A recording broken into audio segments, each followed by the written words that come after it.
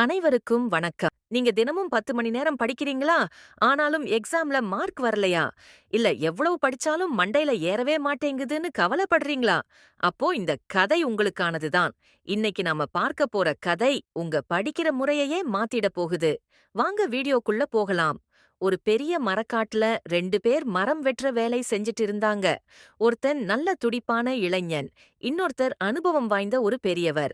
அந்த இளைஞன் ரொம்ப கஷ்டப்பட்டு உழைக்கிறவன். காலையிலிருந்து சாயங்காலம் வரைக்கும் ஒரு நிமிஷம் கூட ஓய்வு எடுக்காம மரங்கள வெட்டிக்கிட்டே இருப்பான். ஆனா அந்த பெரியவர் அப்பப்போ நடுவுல ஓய்வு எடுப்பாரு. நிதானமா வேலை செய்வாரு.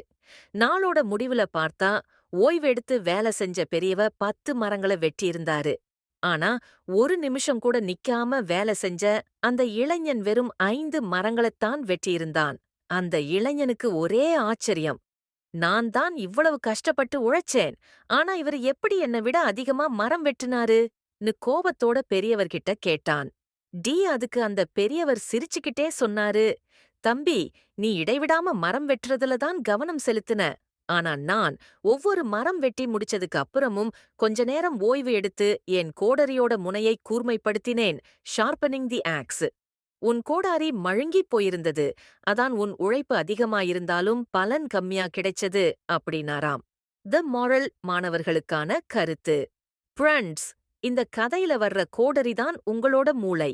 நிறைய மாணவர்கள் செய்யற தப்பு என்னன்னா, தூக்கம் இல்லாம, சாப்பாடு இல்லாம, ரெஸ்ட் எடுக்காம படிச்சுக்கிட்டே இருப்பாங்க. ஆனா உங்க மூளை மழுங்கி போயிருந்தா, டயர்டா இருந்தா, நீங்க எவ்வளவு படிச்சாலும் அது உள்ள போகாது. 1. படிக்கிறப்போ சின்ன இடைவெளி எடுங்க. அதுதான் உங்க மூயை கூர்மையாக்கும். 2வது, நல்லா தூங்குங்க. அப்போதான் படிச்சது நினைவுல நிக்கும். 3வது, ஸ்கில்ஸை வளர்த்துக்கோங்க. வெறும் மனப்பாடம் பண்ணாம கான்செப்ட புரிஞ்சுக்கோங்க. இந்த கதை உங்களுக்கு பிடிச்சிருந்தா அந்த லைக் பட்டனை தட்டிடுங்க. உங்க ஃப்ரெண்ட்ஸ் யாருக்காவது படிப்பு வரலன்னு கஷ்டப்பட்டா அவங்களுக்கு இந்த வீடியோவை ஷேர் பண்ணுங்க. மறக்காம நம்ம சேனலை சப்ஸ்கிரைப்ஸும் பண்ணிடுங்க. ஏன்னா இதே மாதிரி நிறைய மோட்டிவேஷனல் கதைகள் உங்களுக்காக காத்துக்கிட்டு இருக்கு. அடுத்த வீடியோவுல சந்திப்போம்.